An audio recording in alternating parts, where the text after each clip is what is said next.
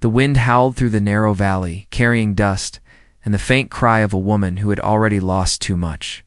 In those forgotten corners of the old American West, where law rode on horseback and mercy was worth less than a bullet, a man's word could seal another's fate.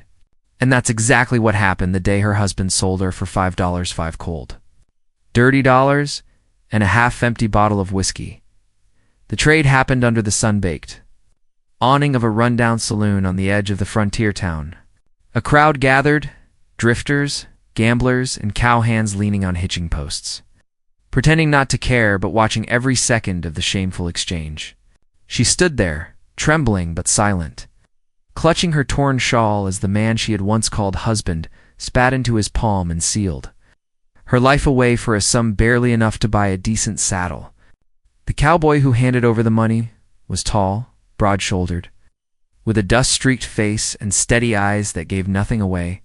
No one knew if he was doing it out of cruelty, pity, or just plain curiosity. She didn't beg. Not once. Her silence was heavier than the wind. It was the silence of a woman who had already buried her pride and her tears in the dirt of too many lonely nights.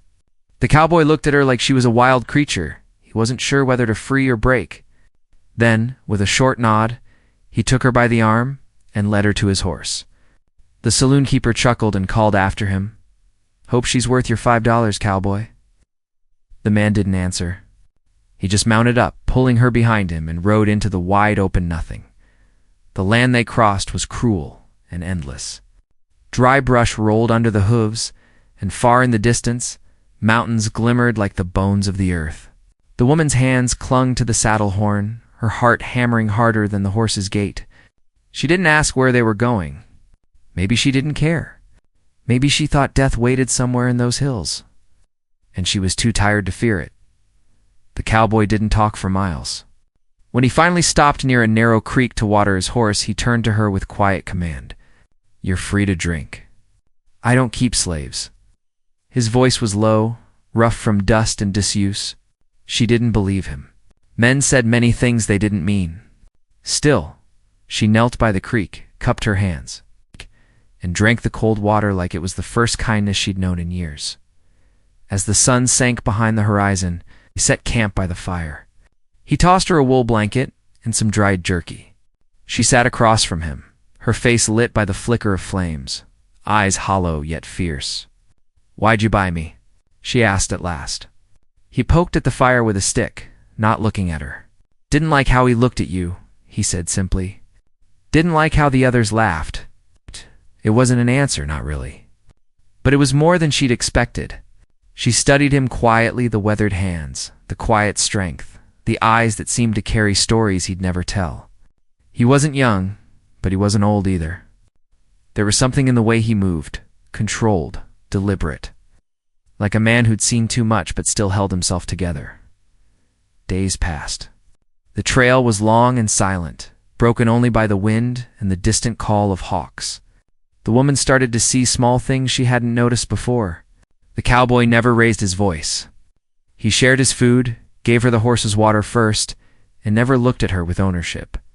Once, when she stumbled on a steep slope, he reached out to steady her not roughly, but carefully, as though afraid she might shatter yet. Every night as they camped under the wide, star-filled sky, her thoughts returned to the moment of her sale. The laughter, the coins, the way her husband's eyes had no regret. She wondered if that was how a soul broke, not in one loud crack, but in small, quiet ways that no one saw. When they reached the Cowboys, land a small ranch nestled against a line of red cliffs, she thought maybe he meant to put her to work, or worse. But instead, he pointed to a small cabin near the barn. "You can stay there," he said. "Ain't much, but it's clean." Then he turned and went to tend his horses, leaving her standing there with more freedom than she knew what to do with. That night, she sat on the porch at that cabin, the desert air cool against her face. The stars seemed to whisper above her, and for the first time she allowed herself to breathe without fear. Inside, she found a small bed, a table, and a lantern. Simple things, but to her, they felt like riches. Still, the question lingered. What kind of man buys a woman to set her free? She tried to understand him, but his silence only deepened the mystery. She saw the way he moved around the ranch, working from dawn until dusk, speaking little, never smiling. There was a sadness in him that mirrored her own, like two wounded souls circling the same pain from different sides. Sometimes she caught him watching her not with hunger, but with quiet curiosity, as if he was trying to decide whether she was real or just another ghost from the past. And in those moments, something unspoken passed between them, something fragile and new. Weeks turned into months. She began to help around the ranch, cooking simple meals, patching torn shirts, tending to the small garden behind the cabin. He never asked her to. But one morning, when he found his breakfast already waiting on the table, he gave her the smallest nod of thanks. That was enough to make her heart tremble. The neighbors talked, of course. The story spread fast. In the nearby town, a woman sold for $5, now living on a Cowboys ranch. Some said she was his servant. Others whispered worse. But those who truly watched saw something different in their silencer, kind of understanding that didn't need words. Still, the past wasn't done with her. One dusty afternoon, as she hung laundry behind the cabin, she saw a familiar figure ride up the hill, the man who had sold her. He dismounted, swaggering, a cruel smirk curling his lips. The sight froze her blood. The cowboy came out from the barn, his face calm, but his hand resting near his holster. The air between them thickened like thunder before a storm. Her husband laughed. "You made a good trade, friend. She wasn't worth half that much." The words sliced through her like a whip. But before she could speak, the cowboy's voice cut through the silence, low and sharp as a blade. "You're wrong," he said. "She's worth more than anything you'll ever own." The man spat and turned to leave, but his words had stirred something deep, something dangerous. She felt the world tilt beneath her, old fears mixing with new emotions she couldn't name. When the dust settled and the man rode away, she looked at the cowboy, her eyes filled with questions. He met her gaze, steady and unreadable. That night, she couldn't sleep. She sat by the window, watching the moonlight stretch across the dry plains. For the first time, her heart beat not in fear, but in confusion. Was it gratitude she felt toward him, or something warmer, something that frightened her even more? Outside, he sat by the dying fire, hat pulled low, staring into the flames. Maybe he was thinking the same thing. The wind picked up again, whispering across the land, carrying the scent of sage and the echo of choices that couldn't be undone. And somewhere between the darkness and dawn, both of them knew their lives had already begun to intertwine in ways neither could escape. But fate wasn't finished with them yet. Something was coming down that trail, a reckoning that would test everything they thought they knew about love, trust, and the price of freedom. The next morning, the air was cool and heavy with the scent of rain that never came. The woman woke early, the sound of the rooster echoing faintly from the barnyard. She sat for a while on the edge of her small bed, staring at her hands, still marked by the roughness of old work and older sorrow. It felt strange to wake in peace, without the dread of what might come. Still, her chest carried the ache of memory. No woman forgot being sold, not even after finding a kind place to rest. Outside, the cowboy was already working. The rhythm of his boots across the barn floor, the low murmur to his horse, sound of wood chopping, all of it painted the same quiet picture she'd grown used to. He lived with purpose, but no joy. There was something broken in him too, though he wore it like an invisible wound. She often caught herself wondering what kind of loss had shaped him this way. The loneliness around him wasn't empty, it was heavy. Like a secret he didn't talk about. She cooked breakfast, leaving the plate on the table near the door. Sometimes he ate it while she was outside hanging clothes. Sometimes he didn't touch it at all. That morning, when she stepped back inside, the food was gone, and a small flower rested beside her cup. A wild daisy, plucked from the field. She didn't know what it meant, but it made her heart stir in ways she hadn't expected. As days passed, they began to talk more, not about feelings, but about simple things. The weather, the horses, the price of feed in town. Little by little, words replaced silence. Once she laughed softly when one of the chickens chased its own shadow. Oh. And he turned his head sharply, almost startled by the sound. It was the first time he'd heard her laugh. He was a man of few words, but she learned that his quiet didn't mean coldness. He noticed things the way she limped when she carried too much, the way her hands trembled when thunder rolled over the hills. Without asking, he would fix things.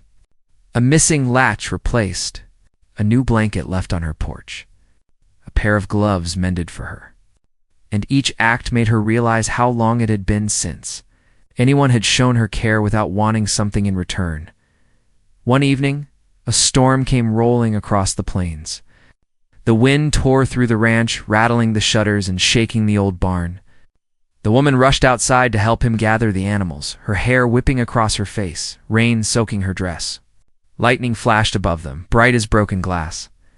A frightened horse reared near the fence, and before she could move, the cowboy pulled her aside, his arms strong around her shoulders. For a moment she felt safe there, her cheek against his chest, hearing the steady thump of his heartbeat against the chaos around them. When the storm passed, they stood in the quiet, their eyes meeting under the dripping eaves. Neither spoke. Some things didn't need words, but the peace didn't last long. Trouble always had a way of finding its way back in the West. A week later, 2 men rode into the valley, strangers. One of them wore a sheriff's badge. The other looked like trouble. They dismounted at the gate, dust swirling around their boots. She watched from the cabin porch as the cowboy walked toward them, his stance calm but guarded. The sheriff spoke first. "Heard there's a woman staying here who used to belong to a man named Clay Barker. Says she's his wife." Her heart went cold at the name. Clay, the man who had sold her. The man she once followed because she thought it was her duty. The man who had destroyed her life for a bottle. She gripped the post beside her, fighting the tremor in her hands. The cowboy's face hardened. "She doesn't belong to anyone," he said quietly. The other man, Clay's friend, laughed harshly. "Law might think different. Man's got papers, says she's his property." The word burned through the air like poison. She saw the cowboy's jaw tighten, his hand flexed near his gun. The sheriff raised a hand, trying to keep peace. "Easy now. We're not here for blood. I just want to hear her say it herself." The cowboy turned and looked toward her. His eyes met hers, full of steady strength, and she knew what he was asking. The courage to speak. She stepped down from the porch, her bare feet pressing into the wet dirt. "That man sold me," she said, her voice trembling but clear.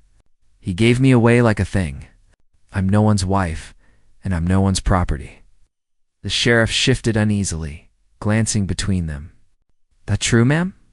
You're saying it was against your will?" "Yes," she said. "I was sold for $5. He left me to die." Clay's friend spat in the dust. "Ain't the way he tells it. Says she ran off." The cowboy's voice cut in like steel. "Then why'd he take the money?" The man didn't answer. The sheriff studied them for a moment, then sighed. "Far as I can tell, this ain't a matter for the law. But if he comes back himself, I can't promise to keep him away." When they left, the silence between her and the cowboy felt heavier than before. She stood there, shaking, until he said quietly, "You're safe here. But if you want to leave, I'll help you get far away." She looked up at him, eyes brimming with tears she had tried to hold back. "And go where?" She whispered, "The world doesn't forget women like me." That night, the moon hung low over the valley, silver and soft. The cowboy sat by the fire again, the same way he always did, watching the flames, silent and thoughtful. She joined him this time, wrapping her shawl around her shoulders. The warmth of the fire touched her face, but it was his quiet presence that comforted her most. He told her, for the first time, a little of his story. He had once been married to. His wife had died years ago, taken by fever while he was driving cattle up north. After that, he said, "I stayed out here. Easier to keep busy than to remember." She nodded slowly. "That's why you bought me," she said softly. "Because you knew what it felt like to lose someone." He looked at her then, and for the first time, there was no distance in his gaze. "No," he said. "I bought you because no one should be treated that way." Not again. They sat in silence, the night wind humming through the grass. She didn't know if it was right to feel what she was beginning to feel, but she couldn't deny it. Somewhere in the quiet of that firelit night, something gentle began to grow between them. Something that scared her more than the past ever had.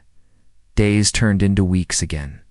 They worked side by side, now feeding horses, mending fences, sharing coffee in the cool mornings. But every time a rider passed on the road, her heart jumped. She feared Clay would return, that the law or vengeance would follow. She could feel the weight of that fear in every sunset, in every sound of hoofbeats in the distance. The cowboy seemed to know. He never spoke of it, but she noticed how he cleaned his rifle more often, how his eyes always swept the horizon before sundown. He wasn't afraid, but he was ready. One afternoon, while gathering firewood near the creek, she found something half buried in the dirt. A gold ring, worn smooth with age. It wasn't hers. She brought it to him that evening, holding it in her palm. "Yours?" she asked. He stared at it for a long moment before nodding. "My wife's," he said. "Lost it the day she died." She wanted to ask how, but something in his voice stopped her. She understood grief that didn't need explaining.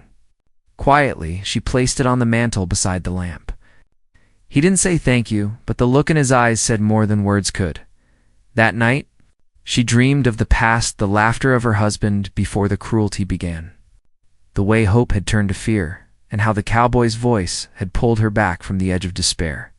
When she woke, tears streaked her face. For the first time, she didn't cry for what she had lost, but for what she was beginning to find. Still, something in her heart warned her it wasn't over. The world outside that ranch was cruel, and men like Clay didn't forget insults. She had been bought once, but she would not be owned again. As dawn broke over the horizon, she stepped outside and saw the cowboy saddling his horse. "You going somewhere?" she asked. He tightened the cinch and nodded. "Town needs supplies." She hesitated. "He'll be there. If he's smart, he'll stay clear. If not," he stopped, his voice trailing off, his hand resting lightly on his revolver. She wanted to stop him, to ask him to stay. But she also knew some battles couldn't be avoided. Some had to be faced, no matter the cost. As he rode away, the dust curling up behind him, she whispered a silent prayer to the empty sky. And as the sun climbed higher, she stood alone by the porch, heart trembling with a feeling she couldn't name, a strange mix of fear, love, and the haunting sense that something would change forever before the next sunset. The ride to town took most of the morning, and with each mile the woman felt the air tighten around her like a cord. The valley carried sounds strangely that day. Every crow call felt like a warning. She busied herself at the ranch to keep her mind from breaking into fear. She swept the porch, fed the chickens, and checked the small garden for the first shy flowers of spring. She even polished the old lantern and set it near the window, as if a clean light could push back whatever was coming down the trail. By noon, she harnessed the wagon and drove toward the creek to bring back water. A traveler's wagon stood on the far bank, one wheel sunk in the mud. A thin woman with a scarf over her hair struggled to pry it loose while a boy of 9 tugged at the mule's reins. The woman from the ranch set her bucket down and crossed the stones. With a board and a few steady pushes, the wheel rose and turned. The traveler thanked her and said she was heading west for a new start. The boy stared at the ranch with hungry eyes. He asked if the cowboy owned all that land. The woman answered softly that a person never truly owned land out here. You just cared for it and hoped the land cared a little back. As they talked, the traveler mentioned something that made her spine prickle. 2 men at the last way station had been asking after a woman sold for $5. One wore a coat with a silver badge. The other had a scar on the chin. The woman kept her face calm and thanked them for the warning. When they left, she stood very still. She felt the ground steady under her boots, not with comfort, but with resolve. She would not run. She would not hide. She had learned to stand. In town, the cowboy tied his horse in front of the mercantile and stepped inside. The room smelled of flour, leather, and fresh wood. Folks glanced up and then pretended not to. News runs faster than a horse in small towns. The storekeeper nodded and bagged the coffee and oats he had set aside. As the cowboy paid, the bell over the door jingled, and the sheriff walked in with Clay behind him. Clay wore a smug grin that made the room turn smaller. The sheriff looked tired. Like a man caught between a fence post and a thorn bush, Clay spread his hands as if he were greeting an old friend. He said he had thought things over and decided he had been wrong. He claimed he wanted his wife back. He used the word wife the way some men use a stick. The cowboy said nothing. He picked up the coffee and turned to go. Clay stepped into his path and spoke louder, so everyone in the store would hear. He said a woman had duties and belonging, and the law was clear. The cowboy set the coffee down. He said the law was not a rope to tie around a throat. The room waited for trouble like a dry field waits for lightning.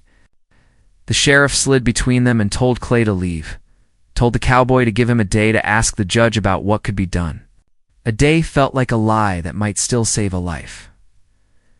Outside the mercantile, a ranch hand named Boone approached the cowboy. Boone had worked for a nearby outfit and had a mean scar across the knuckles from barbed wire. He said someone had been moving cattle at night along the dry gulch, cutting fences and muddying water holes to make one ranch look careless. He said he had heard Clay drinking with two rough men at the saloon and bragging about easy pay. The cowboy's jaw tightened. This was not only about a woman and $5. It was about the land, the herd, a man trying to break another by stealing the ground under his feet. Back at the ranch, the woman checked the fence lines and found prints near the east pasture. Not many, just enough to say someone had come close and watched for a while. She followed the trail until it vanished in the scrub. She turned back when the light grew thin, a steady heat building under her ribs. At the cabin, she lit the lantern early and set coffee on the stove. She wanted the place to smell like home when he rode in. A person can choose what a house says, even when the world says something else near dusk. The preacher from town came riding in, hat in hand. He had heard whispers and wore the look of a man torn between scripture and the way people spend it like coins. He asked if she needed a safe place for the night. She thanked him and said she was not hiding anymore. He nodded and set a small packet of papers on the table. He had written a record that said she spoke of being sold against her will. He told her a judge might listen if the words were put in order and signed by enough folks who could be brave when it counted. Before he left, he said something soft about dignity being a kind of armor, and that the plains made room for truth even when men did not. When he rode away, she pressed the paper flat and felt a strange strength in her chest. Like new roots catching in dry soil, the cowboy returned after dark, his shoulders heavy with the day. He told her about Clay and the sheriff and the promise of one day. He told her about Boone's warning and about the cattle. She poured coffee, and they stood in the doorway, sharing the same worry, without naming it. He said he would ride the fence at first light and asked her to stay close to the cabin. She nodded. He hesitated, then placed a small package in her hand. Inside was a pair of leather boots, soft and sturdy. He said the old shoes had holes. She traced the stitching with her fingertip and felt the ground steady again. The next morning, while he rode the line, she went to town with a list he had written. Flour, sugar, a new coil of rope. On the way, she stopped by the widow's house at the edge of the cottonwoods. The widow had a little girl pale with fever. They did not speak of men or law, only of small things that keep a child alive. The woman brewed willow bark tea and cooled the girl's brow, while the widow cried in quiet shivers. Compassion is a kind of prayer as strong as any sermon. By noon, the fever broke a little. Before leaving, the woman asked the widow if she would be willing to sign the preacher's paper if it came to that. The widow did not hesitate. Sometimes one woman knows another's chains without seeing them. In town, the saloon doors flapped and voices rose. Clay was at a table with two men wearing trail dust and indifference like badges. The woman kept her head down and walked to the general store, but the men noticed. Clay called out a honeyed greeting that stuck in her ears. He praised the boots she wore and asked if the cowboy had romanced her with leather. She did not answer. The sheriff stepped out from his office and stood nearby, hand resting near his belt. Not a threat, just a line in the dirt. The woman bought the supplies, signed the ledger, and walked out with her chin level. She felt every eye on her back. Fear tried to climb her spine, but a different feeling pushed it down. It was not anger. It was a clear, steady refusal to be erased. That night, the cowboy and the woman inventoried the herd and found 3 yearlings gone. Not many, but enough to say a message was being sent. They tracked sign to the dry gulch and saw where a fence had been cut and wire left to rust. On the way back, they found a calf stuck in a washout. The woman slid down the bank and coaxed the small creature up with soft words and patience. When the calf climbed free, it pressed its warm nose against her skirt, as if to say thank you. The cowboy watched her with a look that made her throat tighten. Not desire, not worship, respect. Some days, that was a heavier gift than love. A new thread entered the weave then. A young drifter camped near the old cottonwood, barely more than a boy, asked for work. He said his name was Jeb, and that he could mend wire and keep watch. The cowboy studied his hands and saw honest calluses. He gave him a bunk in the barn and a share of stew. Later, Jeb told the woman that while he cooked coffee at dawn, he had seen 2 men on the ridge. One had a scar on the chin. Jeb had been hungry enough long enough to read the world with care. He said the men were watching the house, not the herd. The sheriff came at midday with a folded paper from the judge. It was not the justice they hoped for, but it was something. It said the court would hear her testimony at month's end. Until then, peace was expected. The sheriff met the cowboy's eyes and said the word expected like a man who knew expectation was a thin fence. He warned them that Clay might try to push the line before the ink dried. The woman signed the receipt for the notice with a steady hand. After the sheriff left, she tucked the paper under the lamp with the preacher's statement. 2 papers did not make a fortress, but together they formed a doorway. She meant to walk through. In the evenings, they began to read from a small Bible found in a trunk. Not out of piety alone, but because the steady cadence of old words made the night easier. Jeb listened from the doorway, feet bare, the barn cat curled around his ankles. The cowboy read aloud with a voice that turned rough only when he reached the parts. It's about wandering in deserts and finding springs. The woman sewed patches onto the quilt and felt the quiet gather like a blanket over them all. She knew it could be torn in an instant. She let herself enjoy it anyway. The neighbors started to stop by, some kind, some curious. A rancher with a friendly wife brought a sack of cornmeal and asked careful questions. Had there been trouble? Was the sheriff fair? The woman answered simply. She said the land was their concern now. They would not be driven off it by rumors or threats. The rancher nodded and left a small charm his wife said kept rattlesnakes away. A charm is only a symbol. Even so, the woman tied it to the porch rail and smiled each time it moved in the breeze. Under the surface of things, tension pulled like an undertow. Jeb found more sign near the creek. Hoof marks that circled back. A button snapped from a coat. A cigarette end pressed into damp soil. The cowboy set new locks on the tack room and moved the horses closer to the house at night. He oiled the rifle and showed Jeb how to listen for the difference between wind in grass and a man's foot through it. He spoke to the woman about safe places and signals. Not to frighten her. To prepare her like a partner. One afternoon, a letter arrived at the post with the judge's seal, addressed to the woman but written in Clay's hand. She did not open it. She set it in the stove and watched the flame take it. Some words do not deserve your eyes. The sheriff said Clay would try again, maybe with papers, maybe with men who liked the easy work of scaring folks. The woman looked him in the face and said she had lived through a different kind of fear already, and she had not come this far to go back. Toward the end of the week, a dust devil danced along the ridge and then collapsed, leaving a far shape in its place. A rider sat still as a fence post at the top of the trail. Another joined him. Then a third. Jeb called from the barn. The cowboy stepped out with the woman at his side. The air felt like it does before a storm, when the world holds its breath. The sun slid lower and turned the red cliffs into a wall of fire. The preacher's paper was on the table.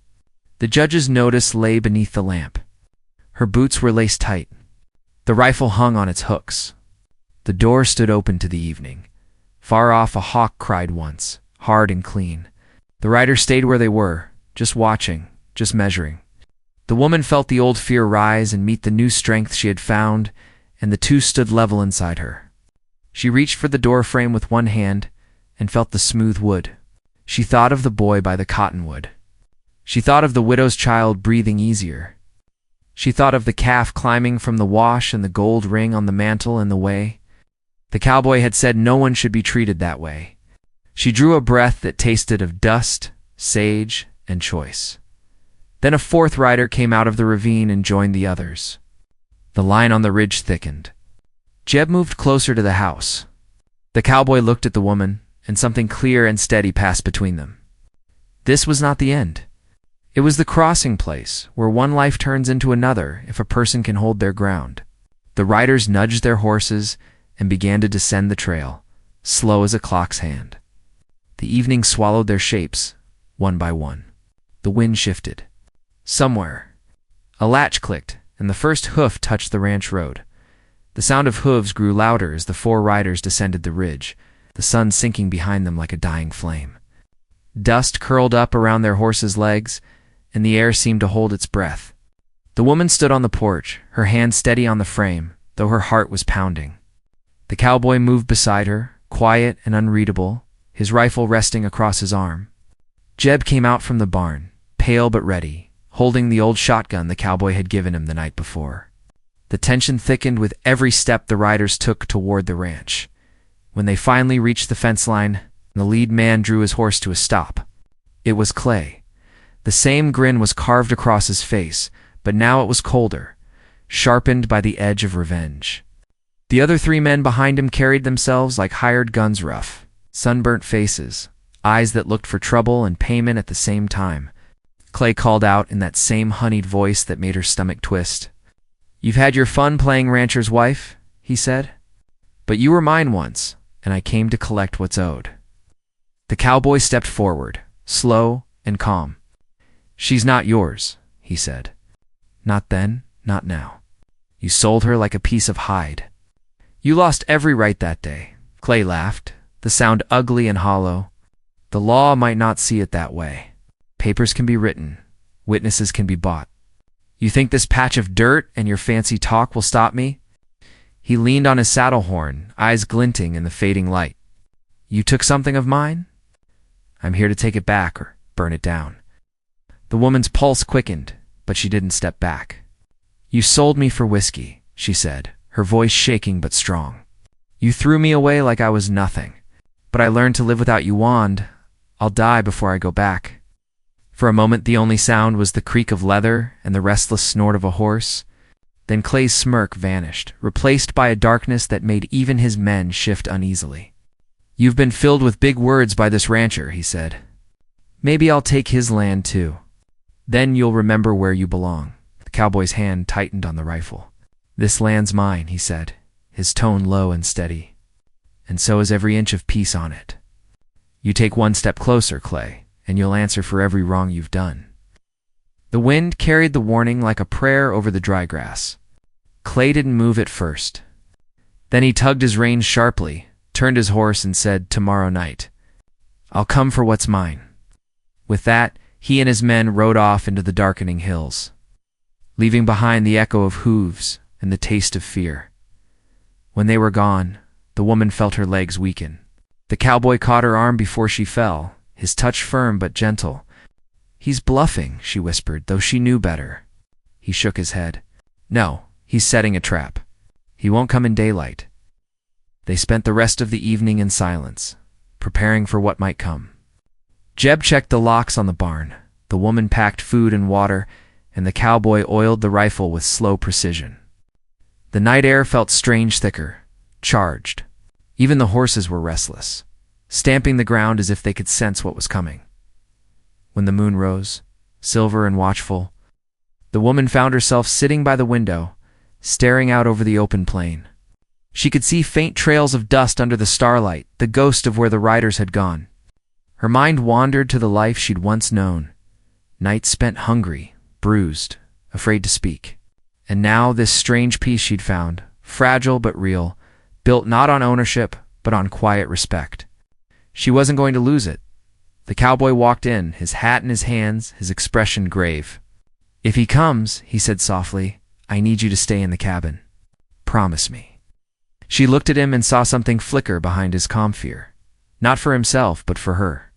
"You can't fight what's already decided," she said. "If he means to burn this place, he'll come for both of us," he sighed, setting his hat down. "Then we stand together," he said.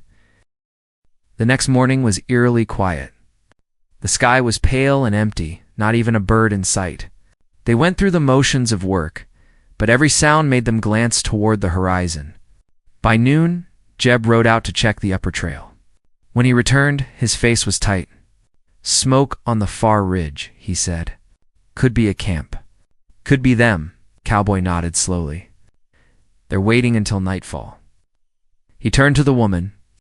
"If anything happens, take the back trail toward the creek. There's an old mine entrance there. You'll be safe." She shook her head. "I won't run." The day stretched long and heavy. The preacher stopped by before sunset, bringing a small pouch of bullets and a quiet prayer. He didn't stay long. "The Lord sees courage," he said before leaving, "but he also expects wisdom." His words lingered like smoke after he rode away. When darkness fell, the air turned sharp and cold. The stars were hidden behind clouds, and the only light came from the lantern on the porch. They had moved the horses inside the corral and doused the fires to keep from drawing attention. The cowboy and Jeb kept watch from different spots, rifles ready. The woman waited inside, her heart steady but her hands trembling as she held the revolver. Hours passed with nothing but wind and silence. Then, faintly, a soundly crunch of boots on dry soil. She peered through the window. Shadows moved along the barn's edge. She gripped the gun tighter. Suddenly, a loud crack split the night, a gunshot. The sound rolled across the valley, followed by shouting. Jeb's voice called out, then another shot. The cowboy darted from the porch, shouting for her to stay inside, but she couldn't. She rushed to the door just as the barn caught fire. Flames leaping high, orange against the black sky. The horses screamed inside. Without thinking, she ran toward them, ignoring his call. She tore open the gate as heat seared her face. The terrified animals bolted past her into the night. Behind her, Clay emerged from the shadows, his gun raised, his face lit by firelight. "You just don't know when to quit," he snarled. Before he could fire, the cowboy appeared, tackling him to the ground. The two men fought in the dirt, the glow of the burning barn casting wild shadows around them. She stood frozen for a moment, torn between fear and fury. Then Jeb's voice rang out from behind the corral. "There's more of them." 3 more riders appeared, their guns flashing as they fired into the air. The woman dropped to the ground, covering her head, the gun slipping from her hand. The sound of bullets cracked like thunder. The cowboy struggled with Clay, his knuckles bloody, his breath harsh. Clay's men circled closer, shouting, but Jeb managed to hit one, sending him falling from his horse. The others fired toward the cabin, breaking windows and shattering wood. Smoke thickened, choking the air. The woman crawled toward the porch, searching for her gun. Her eyes burned from the smoke, her ears ringing. Somewhere behind her, Clay shouted her name, his voice filled with rage. Then a single gunshot silenced the night for a heartbeat. She turned and saw Clay on one knee, aiming again, this time at the cowboy. She screamed his name, the sound raw and desperate. Before she could reach him, another flash split the darkness, and Clay stumbled back. For a moment, it wasn't clear who had fired. The cowboy stood, his body outlined by the flames, rifle still raised. Clay fell backward into the dirt, clutching his side. The other men hesitated, glancing at their fallen leader, and then one shouted, "Fall back!" They grabbed the wounded man and mounted up, retreating into the dark hills. The fire raged behind them, lighting the sky. The woman ran to the cowboy, her hands trembling as she reached him. His shirt was torn, and blood streaked his arm, but he was standing. "It's not over," he said quietly. "He'll come back. He's too mean to die that easy." The flames roared louder, consuming the barn. They worked side by side, throwing buckets of water until the first light of dawn crept over the mountains. When the fire finally died, the air smelled of ash and sorrow. The ranch that had been their refuge now looked like a battlefield. She leaned against the porch post, her face streaked with soot, eyes hollow but determined. "He'll return," she whispered. "He'll bring more men next time." Cowboy nodded slowly. "Then we'll be ready," he said. "But he won't just be coming for land anymore. He'll be coming for vengeance." As the sun broke over the horizon, painting the sky in red and gold, the woman knew this was not the end. It was the edge of the storm, the calm before something far greater. Every breath of wind felt like a warning. Every flicker of light, a reminder. Some debts of the past could not be escaped. They had to be faced. And the time for reckoning was coming fast. The smoke still hung in the morning air when the sun finally climbed above the hills. The ranch was quiet except for the soft crackle of embers and the faint whimper of a horse still spooked from the night before. The woman stood in the doorway of the cabin, wrapped in a blanket, watching the cowboy pour water over the last smoldering beams. His face was blackened with soot, his arm bandaged from where a bullet had grazed him. Neither spoke for a long time. Words felt too small for what had happened. Jeb came out of the barn, coughing from the smoke but alive, and set down a bucket with a tired grin. "We saved most of them," he said hoarsely. "Lost a few tools, but the herd's fine."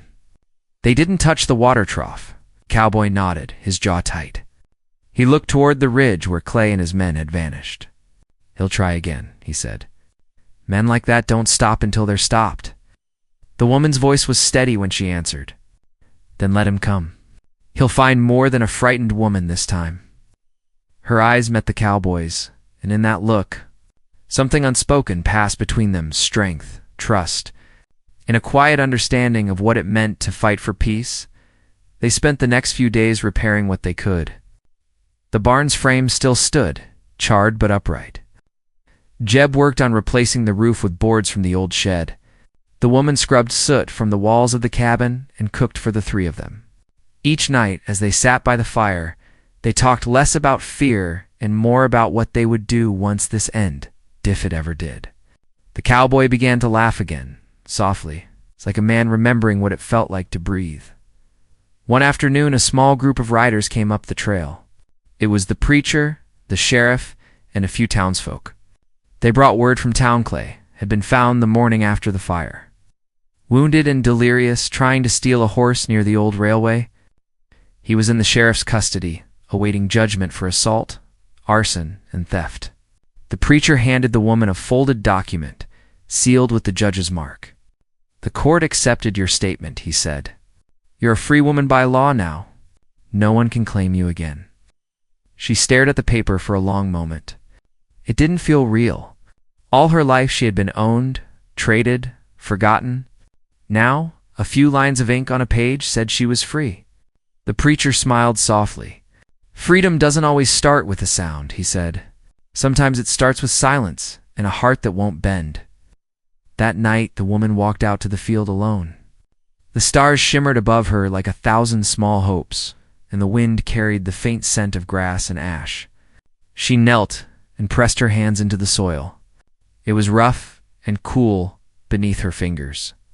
And she thought about how this land had become her home, how she had been bought for $5 and somehow found her worth in a place that asked for nothing but honesty. The cowboy joined her after a while, silent as always. He stood beside her, looking at the horizon where the mountains met the fading light. "He won't be back," he said finally. She nodded. "I know." He turned to her then, his eyes softer than she had ever seen them. "You could leave if you wanted," he said. "Go to town. Start fresh. There's money from the herd, enough for a new place." She looked up at him and smiled faintly. "And what about you?" "I'll keep working the land," he said. "Always have." She rose to her feet, brushing the dust from her dress. "Then I'll stay," she said. "This land gave me a reason to live again. You gave me that too." For a long time, neither spoke. The wind hummed through the grass, and far away, a coyote called out to the night. The cowboy reached into his pocket and pulled out something small, a ring, worn smooth with time. It was the one that had belonged to his late wife. He held it out in his palm. "She's been gone a long time," he said quietly. "I think she'd want it to mean something again." Her breath caught as she looked at it, the metal glinting softly in the starlight. "You don't have to," she whispered. "I want to," he said. "You were never bought. You were never owned. But you were found. And I'd like to spend whatever life I have left proving that to you." Tears filled her eyes, not of sorrow, but of something deeper. She placed her hand in his and felt the warmth of it, real and steady. "Then I'll wear it," she said softly. Not as a reminder of being taken, but of being chosen. Days turned into weeks, and slowly, the ranch came back to life. The neighbors helped rebuild the barn. The preacher came every Sunday to share coffee and a few words before heading back to town. The sheriff stopped by once, telling them Clay had been sentenced to prison out east. Justice, at last, though it came without celebration. The woman felt no triumph in his downfall, only peace that the storm had finally passed. Spring brought color back to the valley. Wildflowers spread across the fields, and the sound of the river filled the air again. Jeb stayed on, helping with the herd, learning the trade. The cowboy treated him like a son, teaching him how to rope, mend, and ride. The woman watched them sometimes from the porch, her heart warm with gratitude. It felt as though every hurt she had carried was slowly being buried beneath the growing things around her. One evening, when the light turned gold and the hills glowed like embers, she sat on the porch with her sewing while the cowboy fixed a fence post near the barn. The world felt still, like it was finally breathing easy. She thought back to that terrible day at the saloon, to the sound of coins clinking on wood, to the shame that had burned her alive. And now, looking out over the land she helped build, she realized that life had turned those same ashes into soil where new things could grow. The cowboy walked up the steps, wiping his hands on his trousers. "Fence is holding," he said. She smiled. "So are we." They sat together, watching the sky fade from gold to blue. For the first time in years, she wasn't afraid of tomorrow. The world had taken nearly everything from her: her name, her freedom, her hope, but somehow in this quiet place, she had reclaimed them all. When night came, she lit the lantern inside the cabin.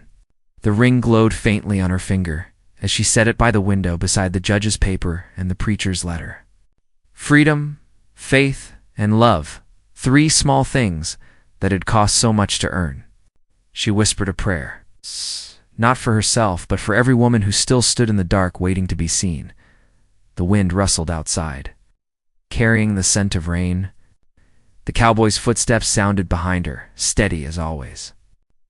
He placed a hand on her shoulder. "Storm's coming," he said. She turned to him and smiled. "Then let it come. We've weathered worse." He smiled too, and together they stepped out onto the porch as thunder rolled far across the plains. The sky opened in streaks of silver, and the rain began to fall, not harsh and wild, but soft, washing the dust from the earth as the drops soaked the ground. She lifted her face to the sky, letting the water run over her cheeks. It felt like a baptism, the world itself saying it was time to begin again. The cowboy slipped his arm around her shoulders, pulling her close.